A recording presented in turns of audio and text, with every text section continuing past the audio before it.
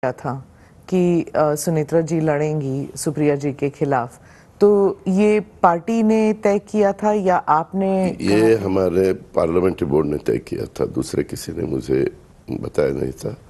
सबने मिल के एक हमारे पास जगह बहुत कम थी, वैसे तो 3 ही जगह हम लड़ने वाले थे, 4, शिरूर, बारामती, परभणी एंड रायगढ़।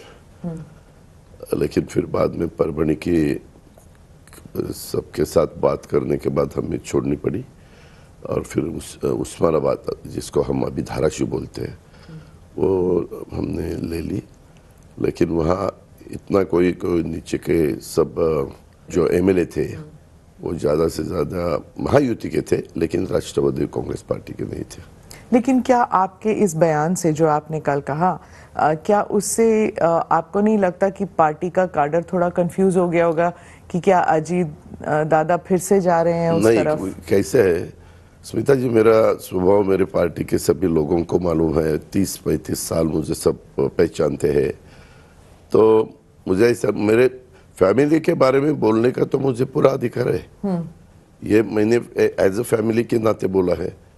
फिर दूसरा किसी को नाराज़ी दिखाने की ज़रूरत नहीं है, ऐसा मेरा कहना है। और मेरी रिक्वेस्ट भी है कि अगर किसी को ये स्टेटमेंट खराब लगा तो उन्होंने ज़्यादा उसमें सोचने की बात नहीं है, वो हमारा फैमिली मामला है। इससे खराब की बात नहीं होती, थोड़ा सा कंफ्यूजन क्रिएट हो जाता है।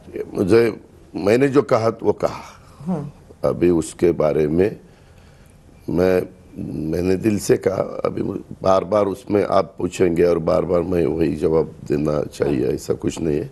क्या महायुति के लोग उन्होंने आपको फोन किया या उन्होंने आपसे पूछा कि आप इसको क्लैरिफाई कीजिए, नहीं तो हमारे कोalition में भी कंफ्यूजन? नहीं, मुझे किसी, 1 मिनट स्मिता जी, मुझे कोई कुछ भी नहीं कहता और मुझे जो मन में आता है वैसा मैं करने की कोशिश करता हूँ।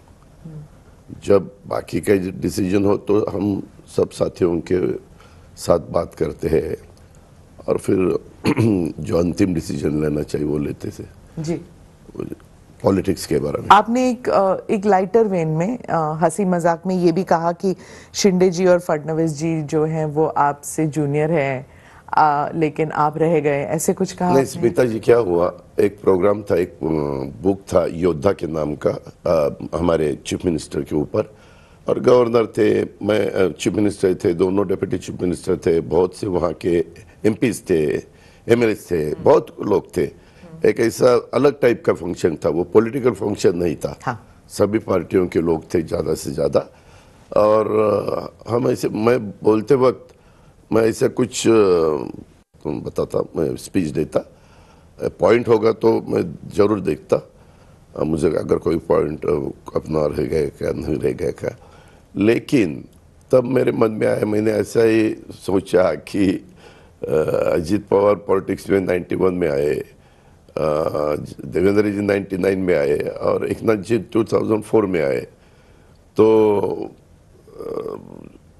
ये तो सब होते हुए वो 2004 वाले भी चीफ मिनिस्टर बने, 99 वाले भी चीफ मिनिस्टर बने। ऐसे हंसी मजाक में मैंने कहा, तो ऐसा कुछ नहीं, क्योंकि मुझे भी पता है फर्स्ट टाइम आने वाले चुनाव में जीत के, चुनाव में न जीत के आने वाले उद्धव ठाकरे साहब भी तुरंत चीफ मिनिस्टर बन सकते हैं, क्योंकि उनके पास 145 फिगर तैयार थी।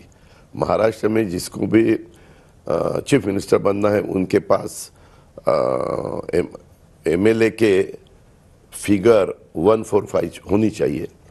तो ये तो हर एक का नसीब का भाग है, और उनको आज तक उन्होंने जो भी काम किया है उसका भी भाग है।